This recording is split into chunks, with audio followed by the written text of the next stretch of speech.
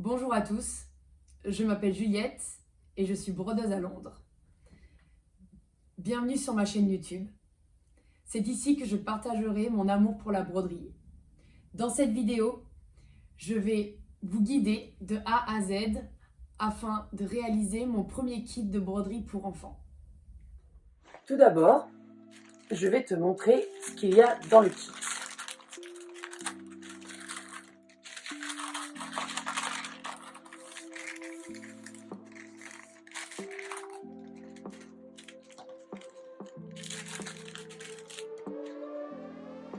Tu y trouveras ton tissu plié. Il faudra peut-être que tu demandes à papa ou à maman de repasser la pliure pour que ça redevienne plat.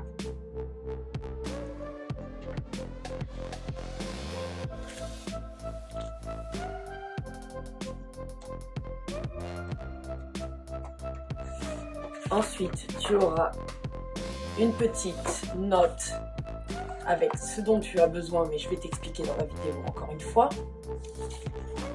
Et ensuite, je t'ai mis une copie de ta lettre pour si tu veux refaire plus tard sur un autre support ta broderie.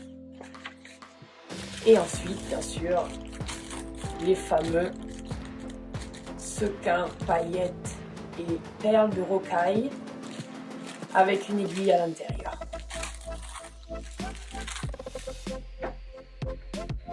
Concernant le matériel à acquérir avant de commencer ta broderie, je te conseillerais d'avoir une bonne paire de ciseaux, pas besoin qu'ils soient pointus, mais à condition qu'ils coupent bien. Du fil blanc, coton ou polyester, ça n'a pas d'importance. Il n'est pas inclus dans le kit juste parce que j'estime que tout le monde a du fil blanc chez soi. Des épingles, bon là j'en ai beaucoup, t'as pas besoin d'en avoir autant, mais ce serait bien d'en avoir, on va dire, une vingtaine. Un torchon plié. Tu vas voir dans la vidéo, moi j'utilise ce qu'on appelle un pâté. C'est juste un support où tu peux mettre voilà, tes paillettes, tes sequins et tes perles. Et comme ça sera plus facile de venir les attraper un par un. Et ensuite, le tambour à broder. Donc là, j'ai deux différentes tailles. J'ai le 30 cm de diamètre et le 25 cm de diamètre. Alors, il faut voir, en fonction de la lettre de ton prénom, il va falloir regarder la grosseur de la lettre et savoir quel tambour acheter. La plupart des lettres rentreront dans un 25, mais il y a des lettres épaisses comme le M par exemple, il faudra absolument acquérir un 30 cm. Tu peux voir ici que moi je les ai enroulés, on appelle ça, je les ai apprêtés. Toi tu vas les recevoir donc en bois sans ruban autour. Ne t'inquiète pas, c'est que moi des fois je travaille avec des tissus fins et c'est pour ça que j'ai fait ça sur mes ronds. Tu n'as pas besoin de le faire sur les tiens, à part si tu veux vraiment. Également, tu vas voir dans la vidéo, je vais travailler sur ce qu'on appelle un métier à broder. Donc c'est comme un cadre en bois où je vais venir tendre mon tissu dessus. Toi tu vas travailler sur un tambour. Si je travaille sur un métier, c'est juste pour la vidéo, c'est plus facile. Ensuite, les serre-joints. Tu n'as pas besoin d'en avoir des aussi gros que moi. Tu peux en avoir des plus petits, mais à condition que tu en aies deux, c'est bien plus sympa. Comme ça, tu peux travailler avec tes deux mains en même temps, sans devoir tenir le tambour dans les mains. Maintenant, je vais te montrer comment mettre ton tissu dans le tambour à broder. Comme tu vois, ma lettre J, elle rentre dans le 25 cm. Donc je vais utiliser celui-là. Bon, normalement tu le fais avant que la broderie soit faite. Donc, tu places d'abord le rond, qui n'a pas la partie métallique. Ensuite, tu places ta lettre par-dessus, tu essayes de la centrer comme il faut. Voilà. Et ensuite, tu vas placer le deuxième rond par-dessus. Il faut que ça soit en haut. Et ensuite, tu viens appuyer. Si ça rentre pas, comme maintenant, ça veut dire que ça, c'est trop serré. Donc, il faut le desserrer. Voilà, on réessaye. Fais ça sur une table, hein, pas sur quelque chose de mou. Et voilà. Et ça, quand tu entends que ça fait comme un tambour, c'est que c'est bon. On est bientôt au moment de commencer la broderie. Mais tout d'abord, il faut que je vous montre comment fixer le tambour à broder sur votre table, afin que vous ayez les deux mains pour travailler et pour faire la broderie. Mais avant tout, j'explique un petit peu le serre-joint, comment ça fonctionne. Pour fermer cet espace ici, j'appuie sur la manivelle. Voilà, ça va permettre de le serrer à la table, le rond à broder. Et ensuite, si tu veux l'enlever plus tard, quand tu auras fini, il faut uniquement presser sur ce bouton. Et ça s'ouvre et ça se ferme. Donc, d'abord, tu prends ton rond à broder. Bon, bien sûr, le mien, il y a déjà la broderie dessus. Le vôtre, il n'y aura pas la broderie. Je le mets à moitié sur ma table. Je prends mon premier serre-joint. Je le place sur le bout en bois. Hop. Et je serre. Et ensuite, je fais pareil pour l'autre côté.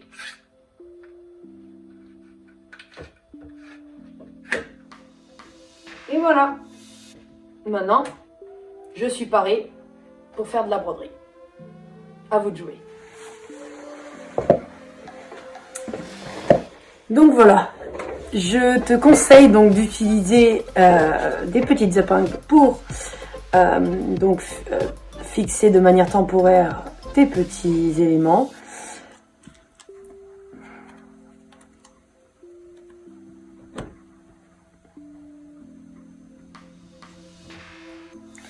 Après, c'est pas parce qu'il n'y a qu'un trou que tu pourras pas rajouter, hein. Pareil, hein, si tu fais des trous avec une épingle, ça marche aussi. En général, c'est pas trop compliqué.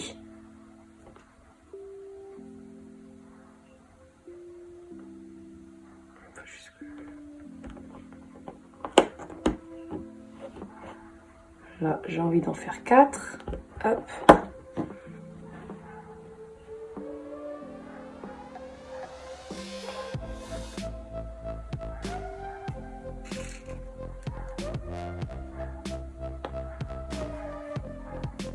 Après là, tu peux aussi changer d'avis. Hein. C'est ça qui est bien avec ça, c'est que tu te dis ah non, j'aime plus. Je vais changer.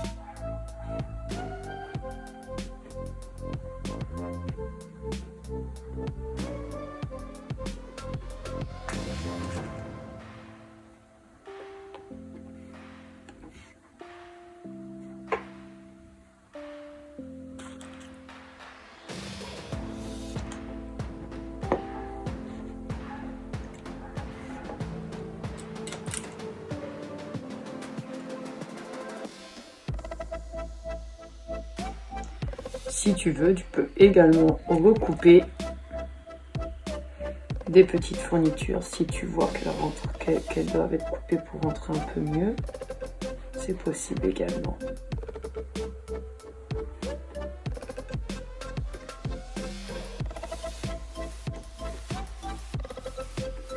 N'hésite pas à expérimenter. C'est ta broderie, c'est toi qui décides.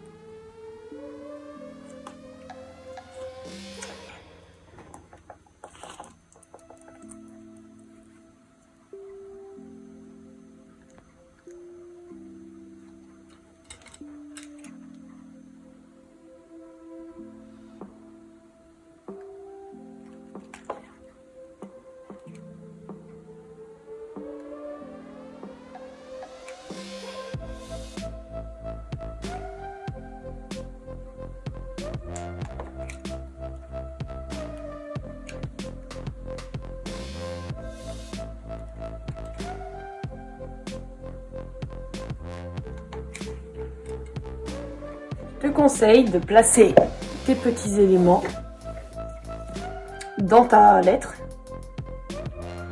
pour pouvoir appréhender un petit peu mieux ensuite quand tu remplis.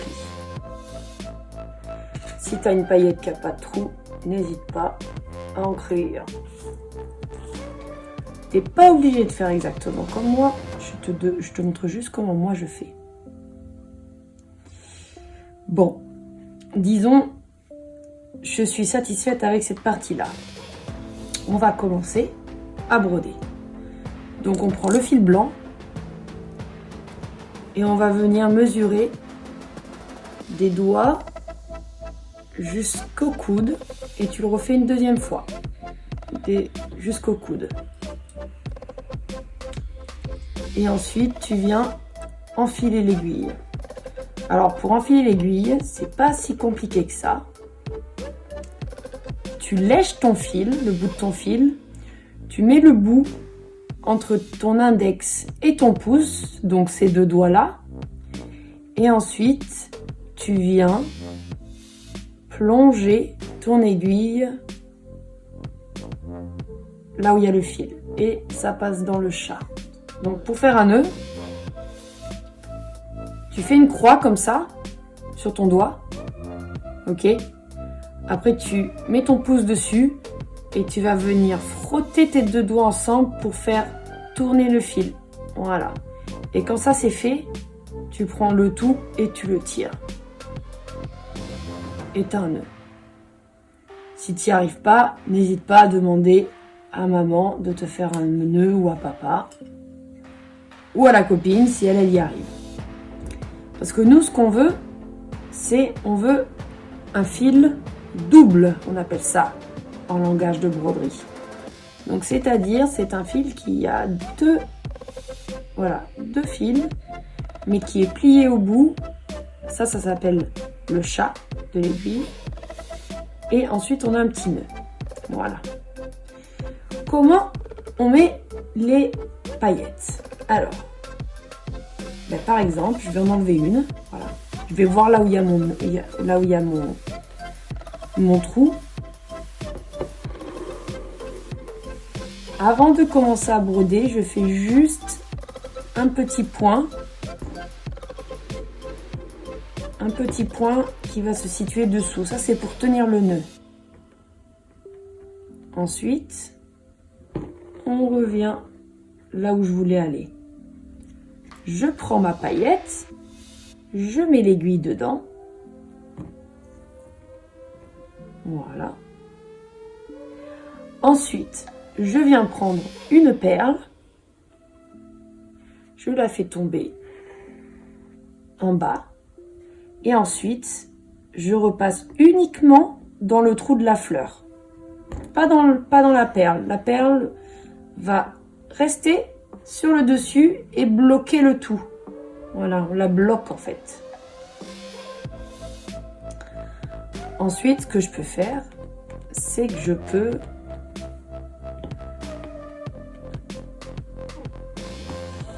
mettre d'autres petits éléments.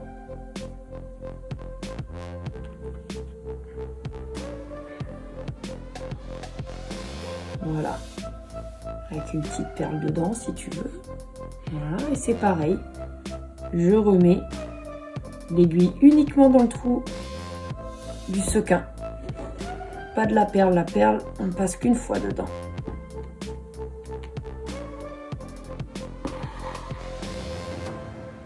Et on continue.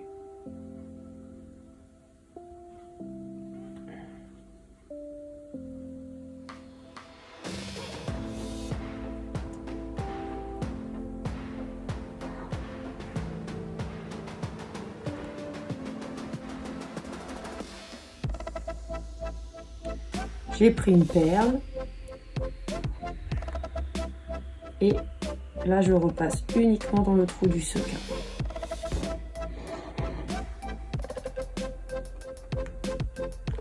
Et là c'est pareil, je pense que j'ai la place pour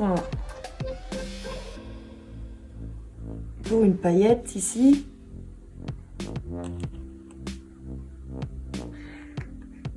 Pareil, une petite perle de rocaille.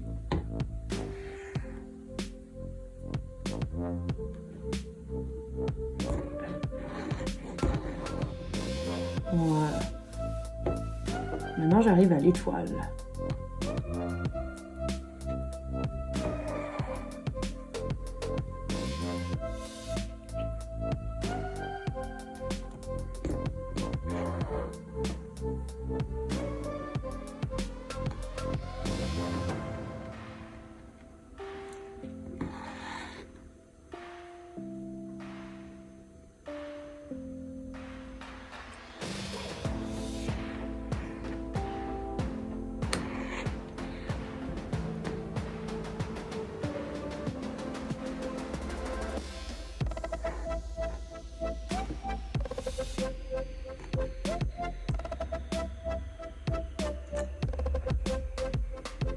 En fait, la petite perle, elle va venir bloquer ton sequin. Comme ça, il restera bien sur le tissu.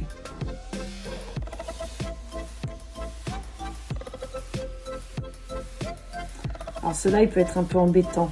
Parce que, comme tu vois, il n'y a qu'un trou, sur le côté. Du coup, il peut bouger. Du coup, moi, ce que je te conseille, c'est qu'on va mettre un point qui va aller jusqu'ici avec plein de perles dessus. Donc je vais prendre 1, 2, 3, on va essayer avec 4, je vais voir si j'en ai assez, sinon on en rajoutera une, même si j'en ai trop, 4 c'est bien, 4 et hop je vais de l'autre côté. Oups, il faut bien qu'elle reste en place cette coquine.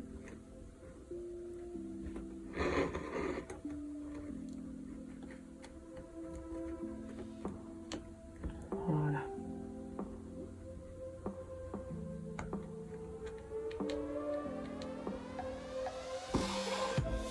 Je vois qu'il y a un petit trou. Je le comble avant de m'éloigner trop.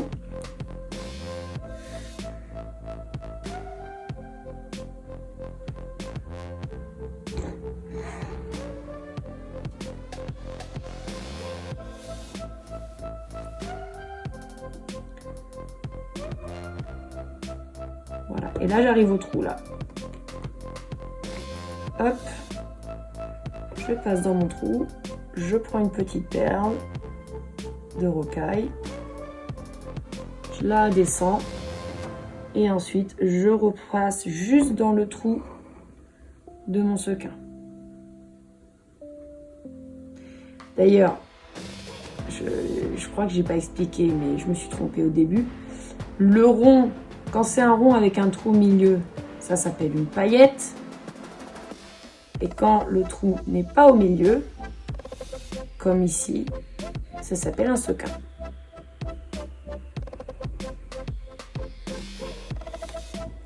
C'est un peu comme un puzzle, il faut trouver laquelle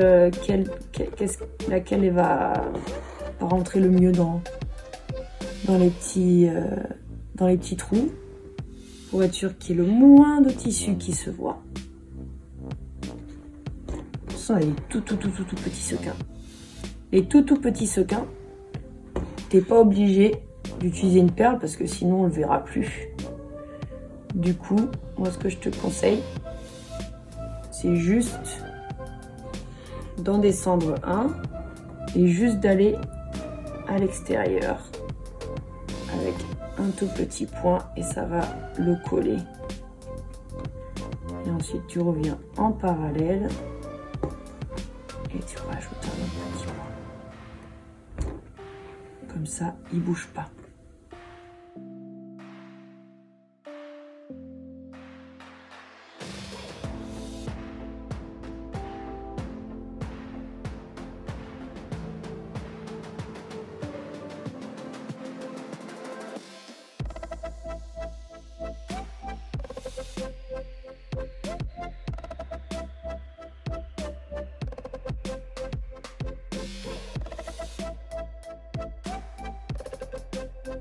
Moi, je te conseille d'essayer de remplir tous les trous avant d'aller quelque part d'autre. Tu vois, là, je travaille sur cet endroit de ma lettre et je ne partirai pas tant que je n'aurai pas essayé de faire tous mes trous.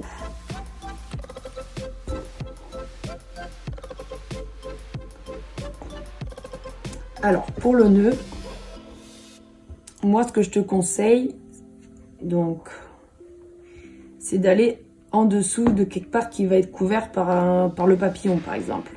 Voilà. J'enlève le papillon, comme ça, je te montre. Donc, moi, ce que je te conseille, c'est de, voilà,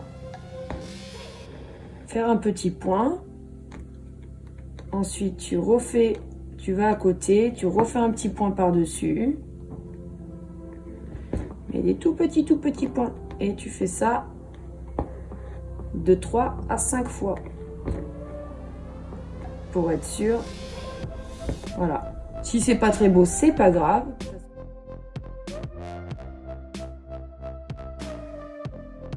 Bon, j'ai fait 5 fois.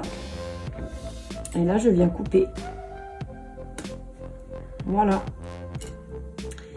Ensuite, il faut refaire ce qu'on appelle une aiguillée. Donc, c'est remettre du fil sur l'aiguille.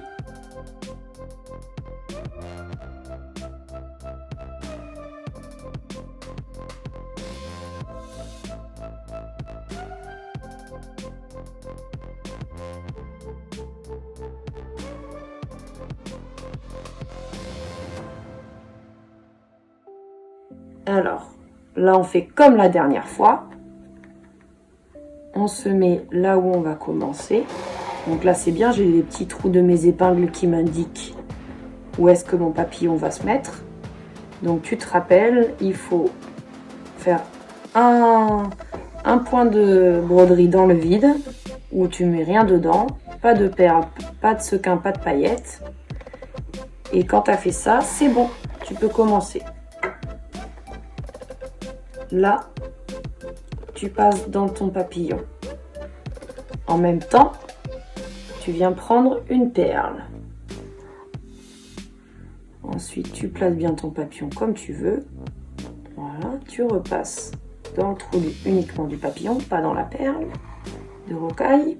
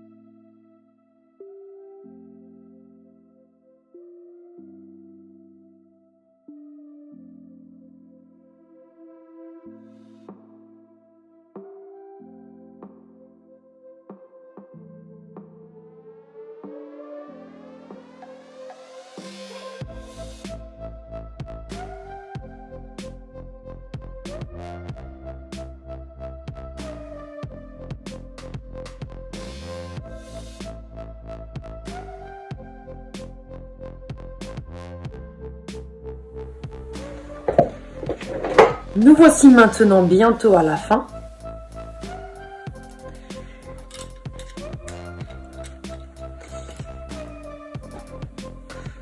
Comme tu peux voir, j'ai essayé de remplir au maximum tous les petits trous qu'il y avait, tous les trous visuels blancs. J'ai accéléré un peu le processus pour que ça aille plus vite, mais je me suis dit qu'on allait finir ensemble.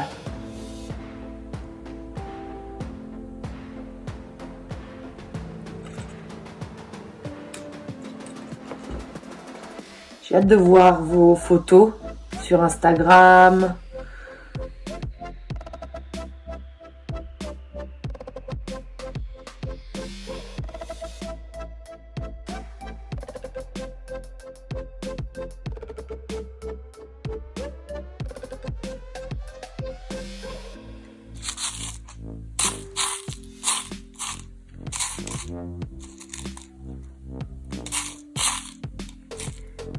Qu'est-ce que je peux mettre là?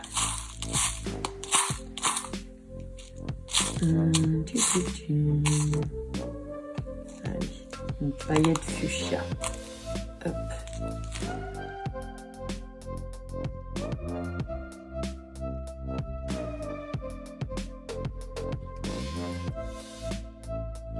Alors je sais pas si tu as remarqué, quand je prends une paillette, une paillette ou une perle, alors moi je t'explique comment moi je fais, mais après t'es pas obligé de faire pareil. Moi j'aime bien, tu vois, mettre l'aiguille dans le trou avec une seule main, et après avec mon doigt, je la fais monter sur l'aiguille. Et après tu vois, ça va vite comme ça. Tu peux essayer, hein, si tu n'y arrives pas, c'est pas grave. C'est juste une petite astuce pour aller un petit peu plus vite.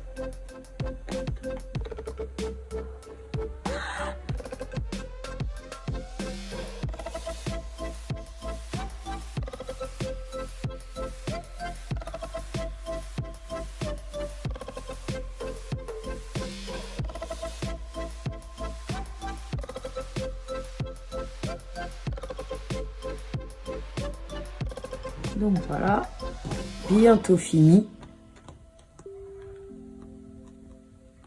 Alors ne t'inquiète pas si ta broderie n'a pas l'air exactement pareil que la mienne. Déjà, premièrement, ça fait quand même pas mal de temps que je fais ça. Et puis l'important c'est que tu aies apprécié la faire. Et ça c'est le plus important.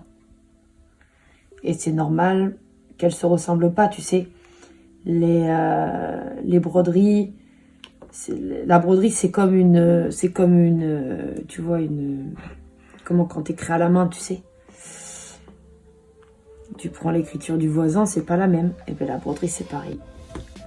On a deux écritures différentes, enfin il y a plusieurs écritures différentes.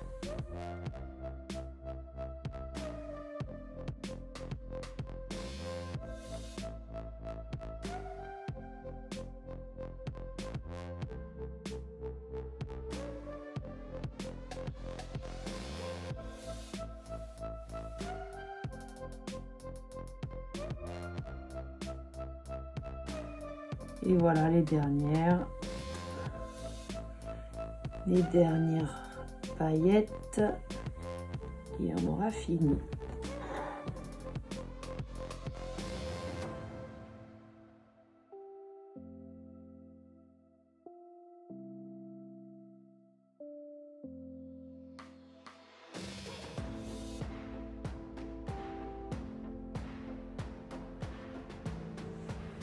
Vous voyez un peu le bazar avec toutes les petites paillettes qui ont sauté.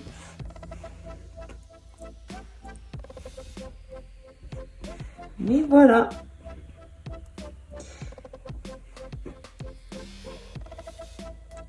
Alors si tu as beaucoup aimé et que tu as envie d'en faire une autre, moi je te conseille la prochaine fois peut-être, tu peux le faire sur une veste en jean, le dos d'une veste en jean. Et comme ça, tu auras ta broderie directement sur le dos de ta veste en jean.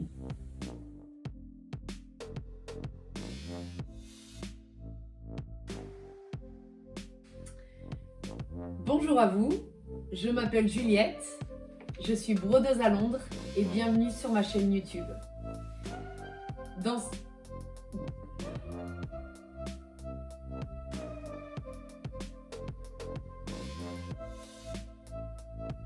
Ça c'est mon chat Chati. Tu vas attendre 2 minutes.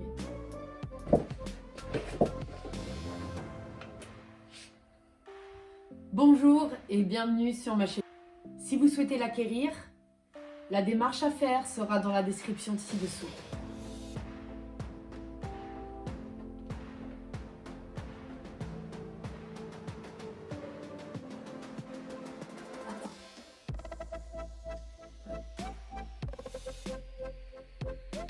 Attends.